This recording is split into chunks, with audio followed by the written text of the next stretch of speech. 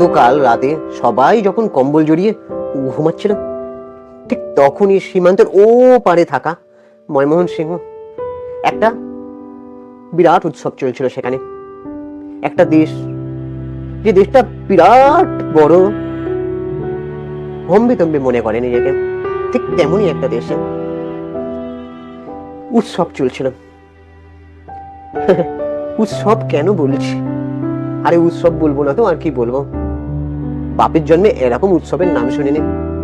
কত শত মানুষ, স্লোগানের গর্জন, উত্তেজনার আবার ঢেউ বইছে, সবাই ভিডিও করছে, লাইভ করছে। কারোর হাত একটু কাঁপছে না, কারোর হাত দুর্বল হচ্ছে না। বলা ভালো, যখন প্রচন্ড জোরে ডিজে মাইক বাজে, কিছু কিছু মানুষের মনে হয় তাদের হাত এই বুঝি দুর্বল হয়ে যাবে, কিন্তু এত বড় একটা উৎসবের আওয়াজে তাদের কিচ্ছু সমস্যা হয়নি।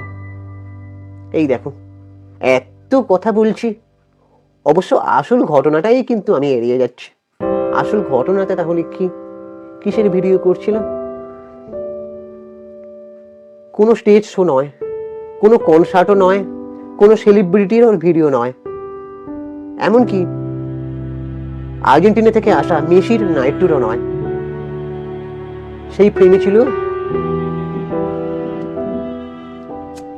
দাউ দাউ করে জ্বলতে থাকে একটা, আর বাকিটা বলতে পারছি না, বুকটা কাঁপছে।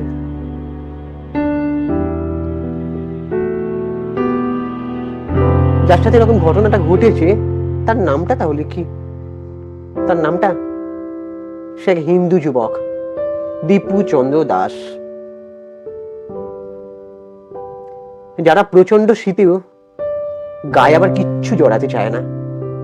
আমার আবার ঠান্ডা ফান্ডা লাগে না, এই ধরনের কথা যারা বলে সেই টাইপের মানুষগুলোই সেই প্রচন্ড আগুনের উত্তাপে নিজেকে সেঁকলো, মানে আগুন পোয়ালো।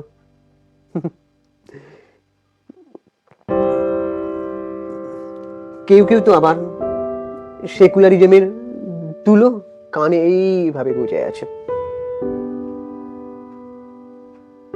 অভিযোগটা কিসের ছিল? অভিযোগটা ছিল সেই দীপুচন্দ্র দাস নাকি ধর্মের অবমাননা করেছে। আসলে আগুনের তো কোনো পাসপোর্ট লাগে না, তাই না? যাই হোক, আমি সেকুলারিজমের তুলোটা আপাতত কান থেকে বার করছি। এই আগুনের কাঁটা তারও লাগে না, তাই বাতাসের বেগে সেই আগুন ছড়িয়ে এসে আমাদের গায়ে লাগছে, মনে হচ্ছে সেই আগুনের উত্তাপে আমরাও জ্বলছি। আর আমাদের মনুষ্যত্বের গায়েও সেই আগুনের আঁচটা পড়েছে। ধর্ম, রাজনীতি, কত জটিল একটা শব্দ এই দুটো, বলা যাবে না এসব ব্যাপারে। না না না, ছাড়ো ছাড়ো, ধর্ম রাজনীতি ছাড়ো, মনুষ্যত্ব। যারা আগুনের উত্তাপে উল্লাস করছিল তাদের মনুষ্যত্ব। কাউকে এইভাবে যদি জ্যান্ত এই কাজটা করার পরে যারা আবার বাড়িতে এসে শান্তিতে ভাত খেতে বসে দুটো, তারা আজ যাই হোক মানুষ নয়।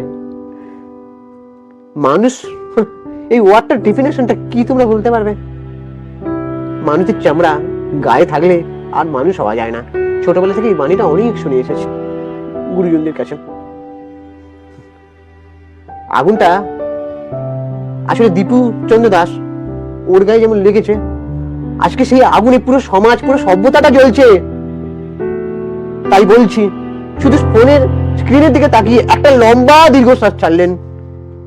আর দীর্ঘশ্বাস নয়, চিৎকার করুন, আওয়াজ তুলুন, প্রতিবাদ করুন, যতক্ষণ না এর বিচার হয়।